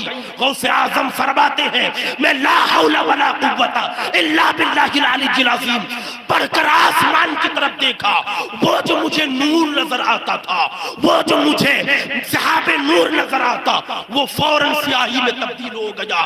फरमाते हैं वो शैतान था जो मुझे बहकाना चाहता था, भटकाना चाहता था, गुमराह करना चाहता था। शैतान कहता है ए अब्दुल कादिर जिलानी, इस मर्तबे में पहुंचने वाले न जाने कितने लोगों को मैंने गुमराह कर दिया है, भटका दिया है, मगर तुझको तेरे इल्म ने बचा लिया। गौसे आजम फरमाते ए जालिम, मुझको मेरे इल्म ने नहीं बल्कि मेरे रब के करम ने मुझे बचा लिया। बेशक, सुभान अल्लाह, सुभान अल्लाह, सुभान अल्लाह। तो ये अल्लाह का फजल हुआ, अल्लाह का करम शामिल हुआ। इसलिए इबादत और रियाजत के साथ में इल्म का हुसूल भी जरूरी है, इल्म का हासिल करना भी जरूरी है। आप इल्म हासिल करें, शरीयत से करीब हुआ। आप ये शिकायतें करते हैं या मुसीबतें आ रही हमारी जिंदगी में, परेशानियां आ रही हमारी जिंदगी में, आपने कभी इन चीजों पर गौर फिक्र नहीं किया। मुसीबतें देने वाला कौन है? अल्लाह। परेशानियों को टालने वाला कौन है? अल्लाह। आप उसी को नाराज किए बैठे हैं और फिर आप शिकायत कर रहे हैं कि मेरी जिंदगी में परेशानियां, मुसीबतें हैं। रब को राजी तो कर लो। ये औलियाए किराम कि जिंदगी का असल मकसद ही यही होता था, रब को राजी करना। हुज़ूर गौसे आज़म की जिंदगी का माहसल यही है कि वो मोहब्बत करते थे तो अल्लाह के लिए, और किसी से दुश्मनी रखते थे तो अल्लाह के लिए। कोई अमल करते अल्लाह के लिए, ना भी करते तो भी अल्लाह के लिए। सारा अपनी जिंदगी का हरकत करना, सुकूत करना, आपकी जिंदगी का हर एक अमल फकत अल्लाह और उसके रसूल के लिए। आप जरा गौर करें, आपने एक वाकया सुन रखा है, सेब वाला वाकया। बहुत इस वाकये को तूल देकर हमारे मुकर्रिरीन बयान करते हैं। कभी कभी ऐसा होता कि पूरी तकरीर इस वाकये पर गुजर जाती है, पूरी तकरीर एक ही वाकया बयान करने में खत्म। लेकिन आपको ये कभी नहीं पता चला इस वाकये से किन किन बातों के ताल्लुक से हमको सबक मिल रहा है, क्या इसमें मैसेज है, क्या इसमें पॉइंट है, क्या हमको दर्स मिल रहा है। कभी उस पर गौर नहीं किया। एक सेब आप देखें जरा, एक सेब हुज़ूर गौसे आज़म के वालिद ने खाया, उसकी मुआफी के लिए 12 साल तक आपने बाग की निगहबानी की। आप सोचें, गौर करें कि एक सेब की मुआफी के लिए इस कदर मशक्कत, और हमारा हाल यह है कि हम सुबह हराम खा रहे हैं, दोपहर हराम खा रहे हैं, शाम हराम खा रहे हैं, सालों साल क्या पूरी जिंदगी हराम खाते हुए गुजार दी, और फिर हम उन्हीं हराम खाए हुए ग़िज़ा से हम रब की इबादत कर रहे हैं। हदीस पाक है जिसका मफ़हूम है कि अगर बंदा एक लुक़मा भी हराम का खाए तो 40 दिन तक उसकी इबादत अल्लाह के बारगाह में कबूल नहीं होती। 40 दिन तक एक लुक़मा खाए, 40 दिन तक उसकी इबादतें कबूल नहीं होती है। अच्छा, 40 ही दिन क्यों फरमाया मेरे आका ने? 50 दिन क्यों नहीं कहा? 60 दिन क्यों नहीं कहा? ये 40 ही दिन की कैद क्यों लगाई? इस पर मेडिकल साइंस वाले रिसर्च करते हैं तो वो इस नतीजे तक पहुंचते कि जब बंदा खाना खाता है तो उस एक वक्त के खाने का असर उसके जिस्म पर 40 दिन तक बाकी रहता है। 40 दिन तक एक वक्त के खाने का असर जिस्म में बाकी रहता है। तो अब मतलब क्या हो गया हदीस पाक का कि जब तक हराम लुकमे का असर आपके जिस्म में बाकी रहेगा तब तक आपकी इबादत अल्लाह की बारगाह में कबूल नहीं होगी।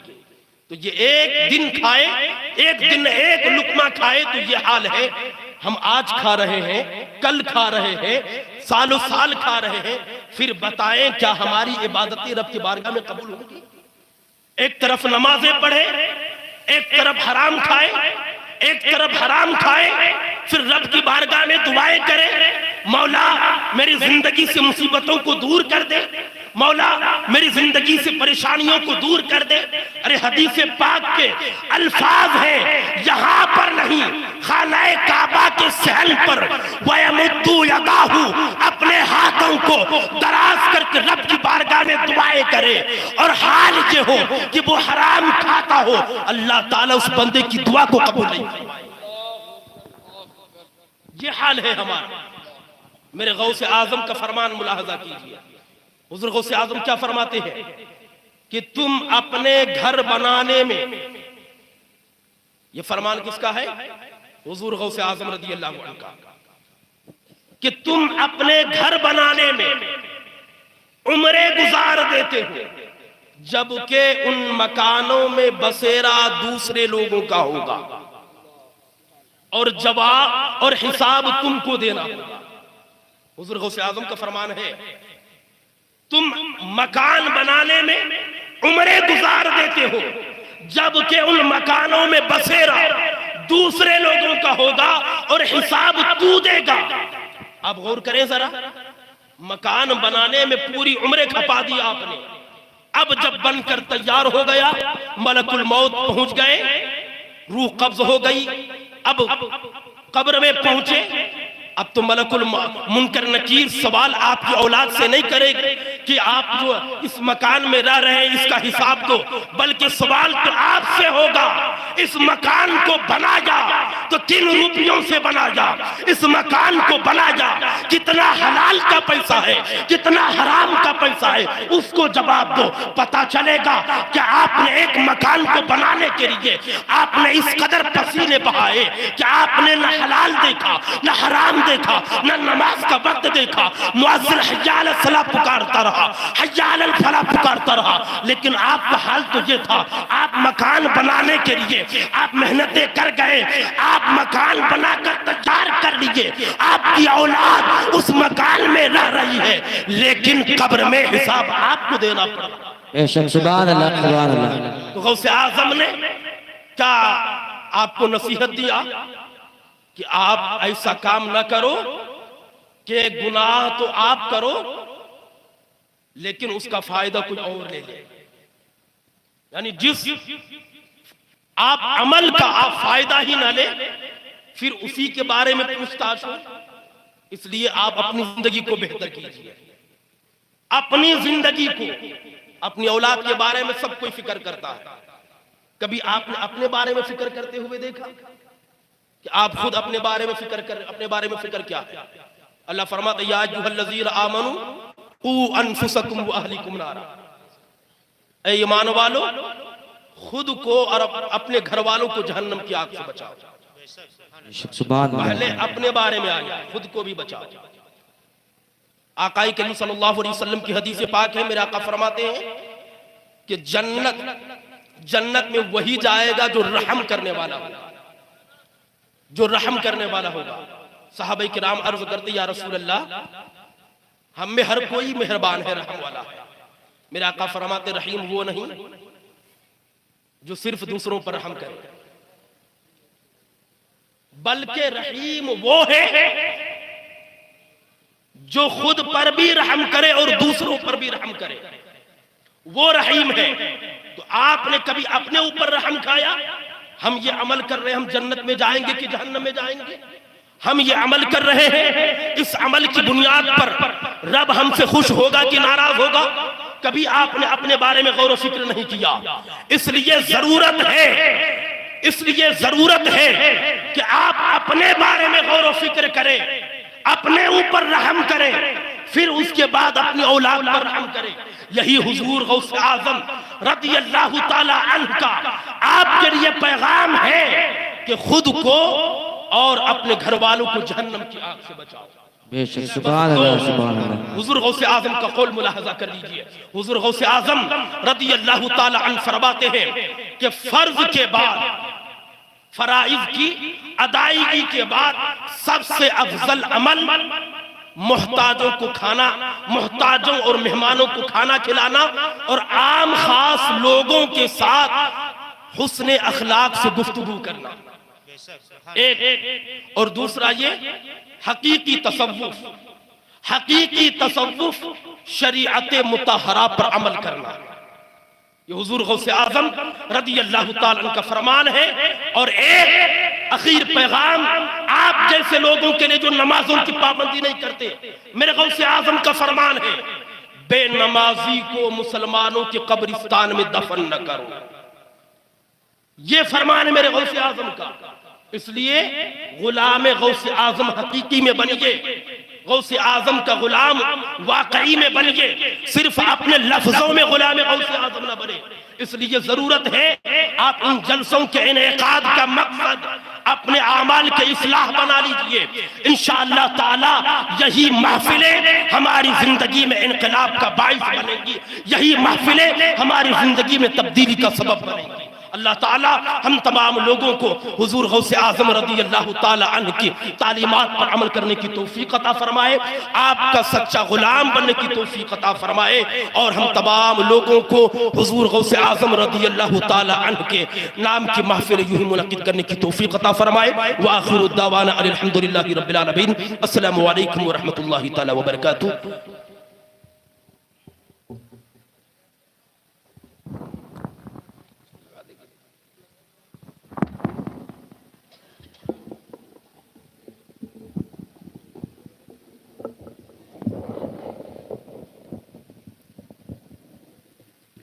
मिंबर पर रौनको फरोज उस्ताजुल उलमा हमारी करम फरमा हजरत अल्लामा मौलाना मुफ्ती असरारुल कादरी साहब किबला और हजरत अल्लामा मौलाना इब्रार आजाद हरी साहब किबला और अहले मिंबर सामीन करम पर्दारशीन खवातीन, अस्सलामु अलैकुम व रहमतुल्लाहि तआला व बरकातुहू। क्योंकि वक्त बहुत ज्यादा हो चुका है, आप हज़रात भी परेशान हो रहे हैं, ज्यादा वक्त न लेते हुए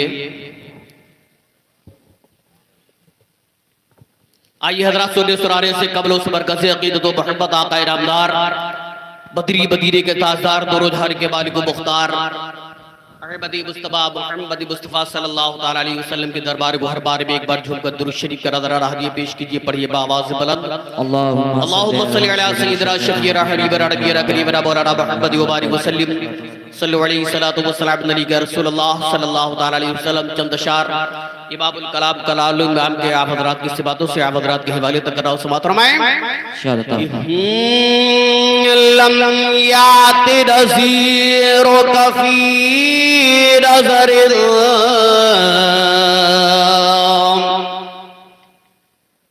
मिसले तो नशुद पैदा जाना लम याद नज़ीरो कफ़ी नज़रिल। अरे मिसले तो नशुद पैदा जाना कि लम याद नज़ीरो कफ़ी नज़रिल। अरे मिसले तो नशुद पैदा जाना, अरे जग राज का ताज तोरे सरसो है। अरे तुझ दूसरा जाना जग राज का ताज सरसो है। अरे तुझको तो दूसरा जाना। और बहुत ही खूबसूरत शेर पढ़ता हूँ और हजरत उस्ताजुल उलमा के हाथों का बेसर लेता हूँ, बतला हाजिर कराओ समात फरमाएं कि अल बहरु अला वल मौजु तगा। अरे मन पे कस तूफान हो शुरुबा कि अल बहरु अला वल मौजु तगा। मन पे कस तूफान हो शुरुबा। अरे मझधार में हूँ बिगड़ी है हवा। अरे मोरी नैया पार लगा जाना लम याद नज़ीर कफी नजर मिसले तो नशुद पैदा जाना। और हजरात मक्ते का शेर आप हजरात की सिबातों से आप हजरात के हवाले तक कराओ समात रमाए कि बस खामे खा मुनवाए रज़ा। अरे ना ये तर्ज मेरी ना ये रंग मेरा, अरे रिशा दे नातिक था। अरे नाचार से राह पड़ा जा नज़ीरो कफी नजर। अरे मिसले तो नशुद पैदा जाना। और हज़रात रसूल बरकत के लिए जुमकत शरीफ पढ़िए अल्लाह रब्ब मुहम्मदीन सल्लल्लाहु अलैहि वसल्लम रहमतु मुहम्मदीन सल्लल्लाहु ताला अलैहि वसल्लम। चंद अशार सरकार गौस आदम की शान में आप हज़रात की सिबातों से आप हज़रात के हवाले तक कर रहा समात फरमाएं कि शाह आलम यही कहीं होगे।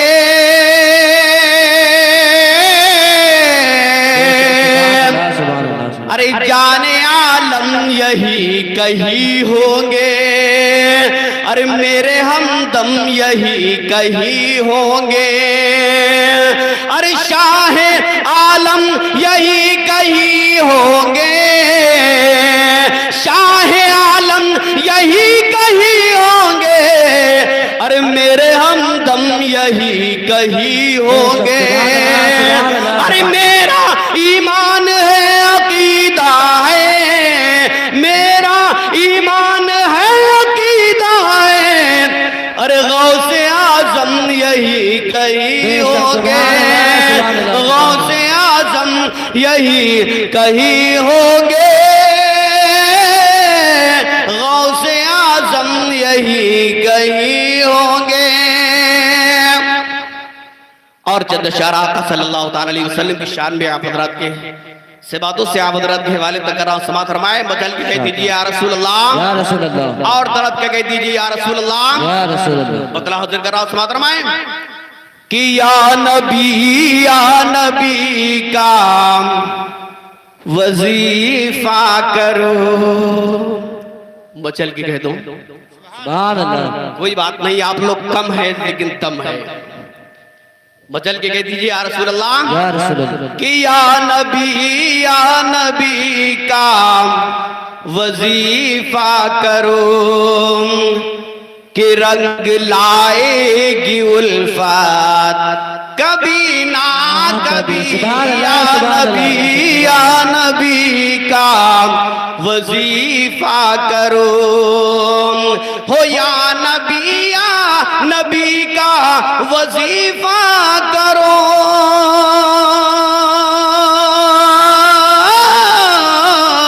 अरे या नबी का वजीफा करो। अरे रंग लाएगी उल्फत कभी ना कभी। अरे रंग लाएगी उल्फत कभी ना कभी। अरे आएंगे तेरे घर में मेरे मुस्तफा हो। आएंगे तेरे घर में मेरे मुस्तफा। अरे तेरी चमकेगी किस्मत कभी ना कभी।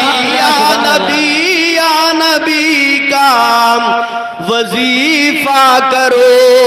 और हज़रात बहुत ही खूबसूरत शेर आप हज़रात की सिबातों से आप हज़रात के हवाले तक कराओ समात रमाएं कि सरवरे दो जहां रब के दिलदार का।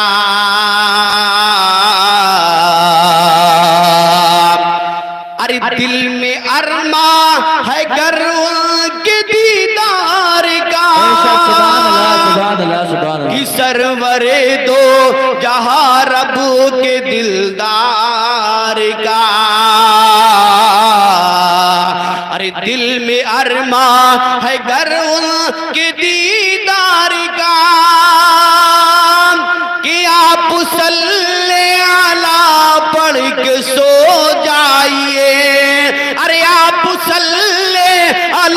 पढ़ के सो जाइए, अरे उनकी होगी जियारत कभी ना कभी। या नबी का वजीफा करो।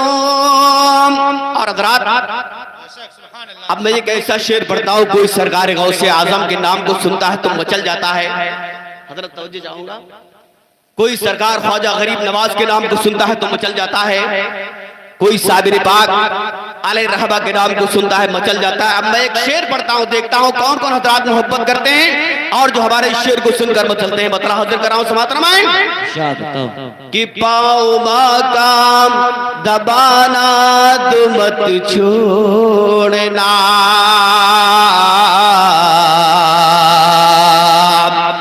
अरे उनकी खिदमत से हरगिज़ न मुंह मोड़ना, कि पाओ माँ का दबाना तो मत छोड़ना,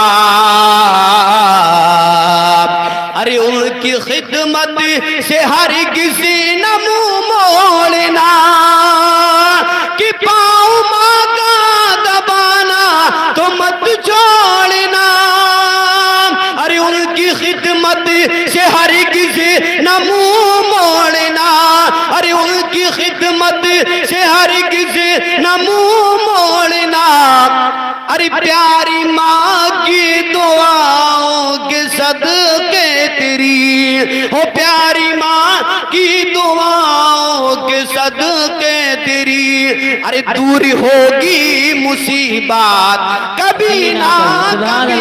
या नबी का वजीफा करो।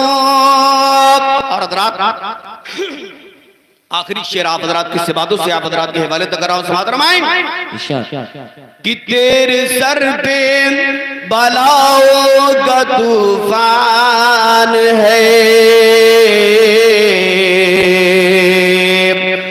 इन दिनों तू बहुत ही परेशान है, हो तेरे सर पे बलाओं का तूफान है,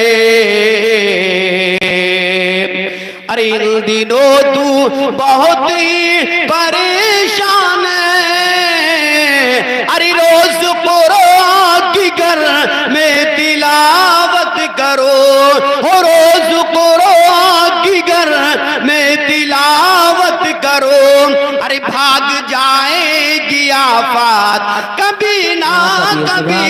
या नबी का वजीफा करो, अरे सुना के राते रबी गुफरान, अरे तैयार ख्वाजा में ज़ारा,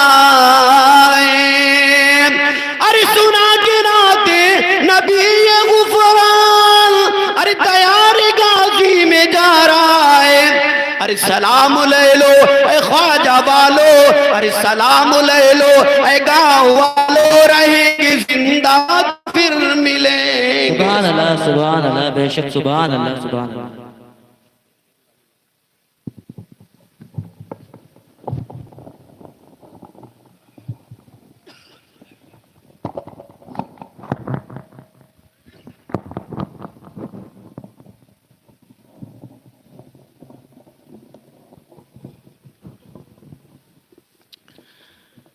बिरादरान अस्सलाम वालेकुम व रहमतुल्लाहि व बरकातुहू। वालेकुम अस्सलाम व रहमतुल्लाहि ताला व बरकातुहू। आप तशरीफ रखें इत्मीनान के साथ, मैं आपका करीबी हूँ और इंशाअल्लाह ताला ये जलसे मुबारका जो चल रहा है तो ये शाहपुर वालों की मोहब्बत और इधर कुर्ब जवाल वालों की कद्दो काविश, आप सबकी मोहब्बत का ये समरा है, सुभान अल्लाह। और अभी तक आप देख रहे हैं सुभान अल्लाह, ये हमारे दारुल उलूम चमन मुस्तफ़ा के बच्चे भी बराबर आपका साथ देते रहे, सुभान अल्लाह बेशक सुभान अल्लाह। मैं तकरीर के लिए नहीं बैठा हूँ, मैं आपको बताना चाहता हूँ चंद नसीहत की चीजें 5 मिनट के अंदर इंशाअल्लाह ताला। तकरीर तो कभी करेंगे जब करने का मौका होता है तो तकरीर करते हैं, क्योंकि हमारे उलमा ने तकरीर कर दिया है, सुभान अल्लाह। पहले फातिहा पढ़ लीजिए। अल फातिहा इला रूहिन नबी सल्लल्लाहु अलैहि वसल्लम। इन्नल्लाह व मलाइकतहु यसल्लूना अलन नबी या अय्युहल्लज़ीना आमनू सल्लु अलैहि वसल्लिमू तस्लीमा। सुब्हान रब्बिका रब्बिल इज़्ज़ति अम्मा यसिफून व सलामुन अलैहि ला इलाहा इल्लल्लाह। अल्लाहुम्मा लकल हम्दु सरमदा हम्दन तय्यबन बारकन फी वस्सलातु वस्सलामु अला नबीही मुहम्मदिन व आलिही व अस्हाबी अजमईन। एडवांस में कहो सबसे आला व औला हमारा नबी। ये जलसे का लब्बे लुबाब है कि आज रात जो जलसा हुआ है सिर्फ ये कहना है आपको कि सबसे आला व औला हमारा नबी, सबसे बाला व वाला हमारा नबी, अपने मौला का प्यारा हमारा नबी, दोनों आलम का दूल्हा हमारा नबी, सब चमक वाले उजलों में चमका किए अंधे शीशों में चमका हमारा नबी, सबसे आला व औला हमारा नबी।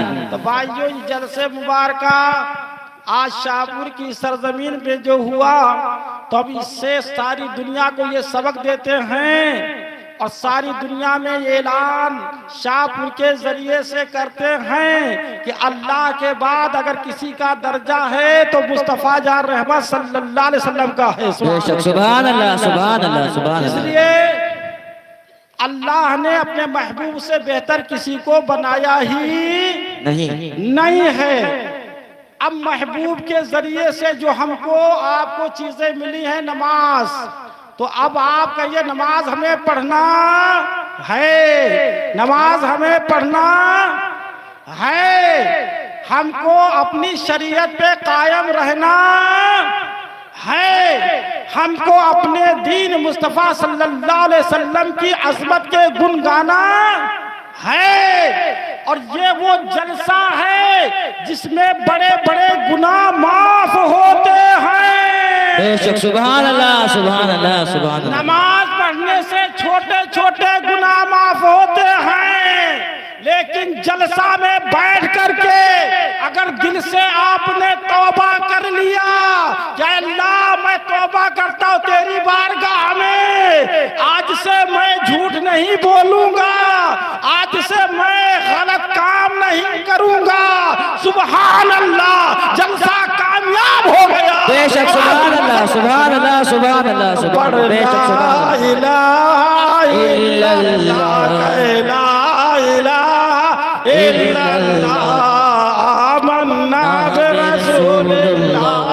आमन्ना बिरसूलिल्लाह।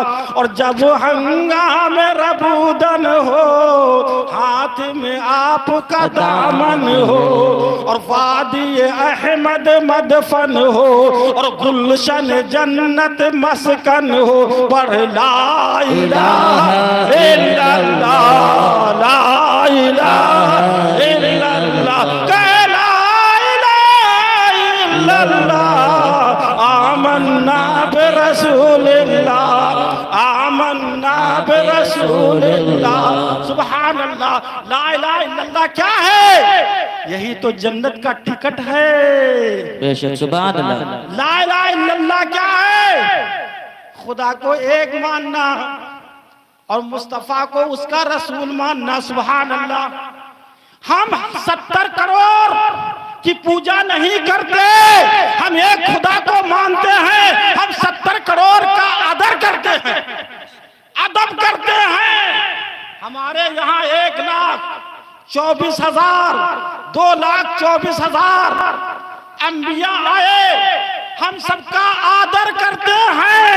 मोहम्मद अरबी की ताजीम करते हैं, मोहम्मद अरबी की पूजा नहीं करते हैं। जो अवतार आए हैं उन अवतार की पूजा नहीं करते हैं।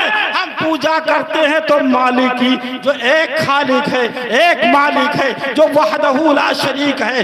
ला इलाहा इल्लल्लाह, आमन्ना बिरसूलिल्लाह। और जो इस बज़्म में शामिल हो उस पर रहमत नाजिल हो, और जिस जगह पे ये महफिल हो और बरकत इज्जत हासिल हो।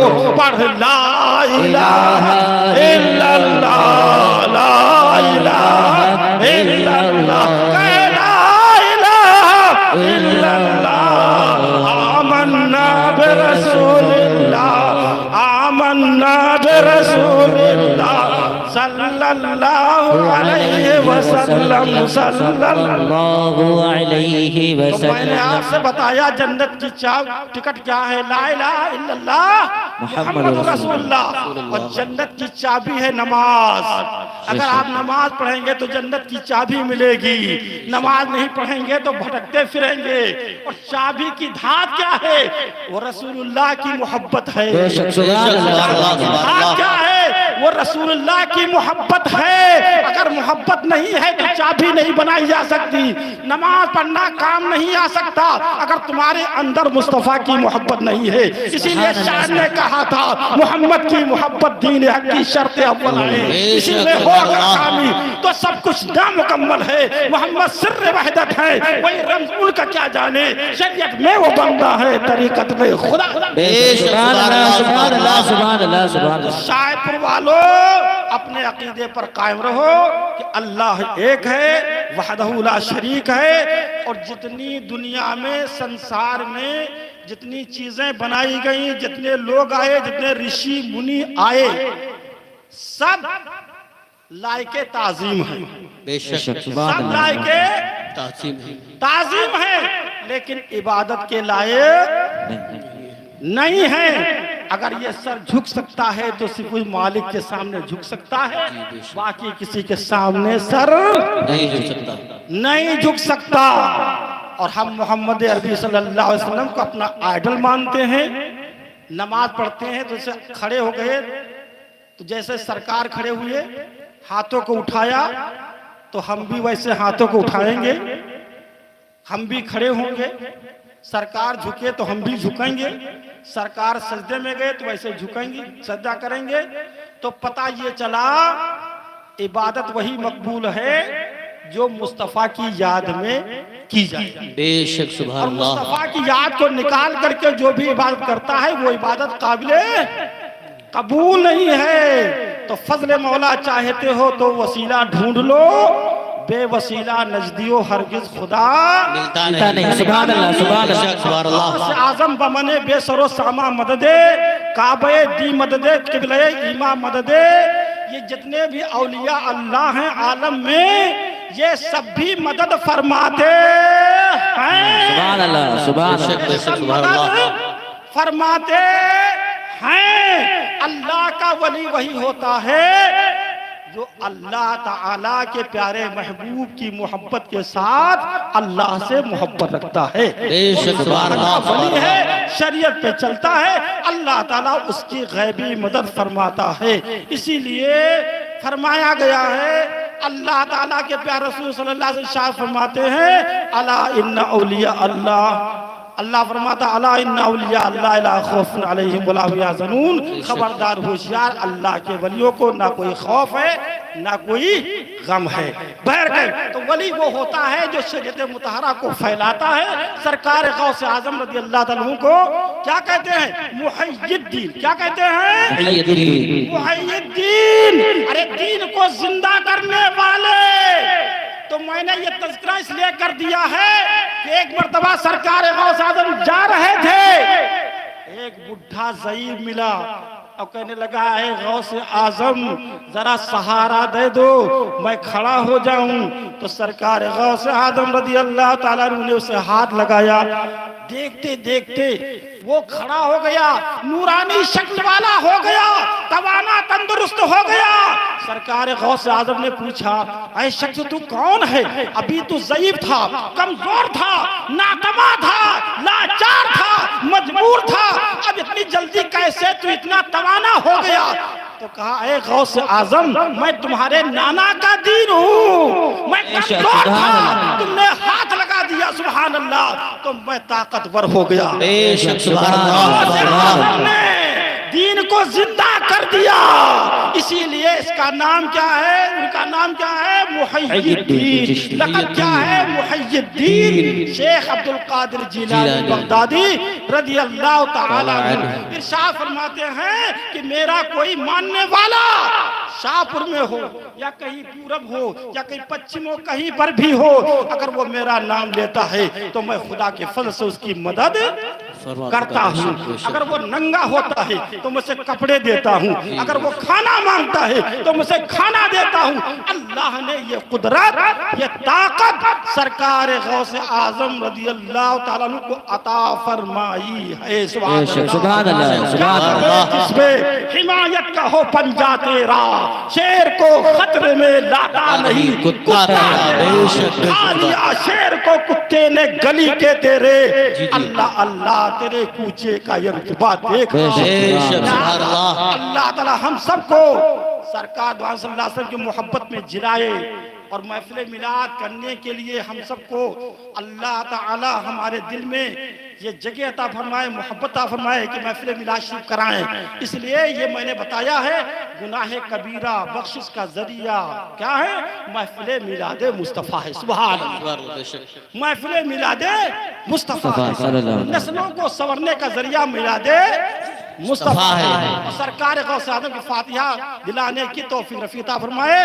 अब मैं पढ़ रहा हूँ, निदा थी कि सरकार तशरीफ लाओ, दो आलम के मुख्तार तशरीफ लाओ, खड़े थे मलक वही तकलीद अब हो कि खुद से रूह रसूल अरब हो, और निकल जाए महफिल से जो बेअदब हो, और उठो ताकि ताज़ीम महबूब रब हो। मुस्तफा जाने रहमत बेला हो सलाम, मुस्तफा जाने रहमत बेला हो सलाम, शम्ए बदले हिदायत बेला हो सलाम, शहरयारे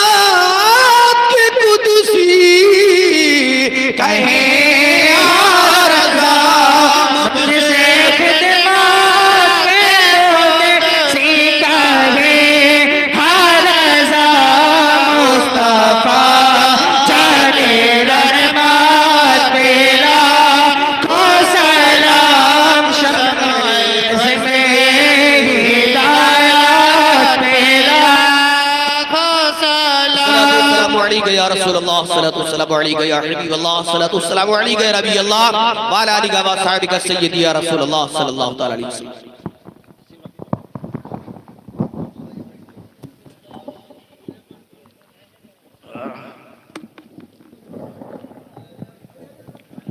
या अल्लाह रहमान या रहीम या हय्यु या क़य्यूम। या अल्लाह अपनी रहमत से अपने प्यारे हबीब रहमत आलम सल्लल्लाहु अलैहि वसल्लम के सदक़े तुफ़ैल में या अल्लाह जो महफ़िल मिलाद की गई मौला, ये तकरीरें हुई मौला, इसमें किसी किस्म की कोई खामी हो, कोई गलती हो, उसे माफ़ फरमा। आमीन। अल्लाह अपनी बारगाह में कबूल फरमा।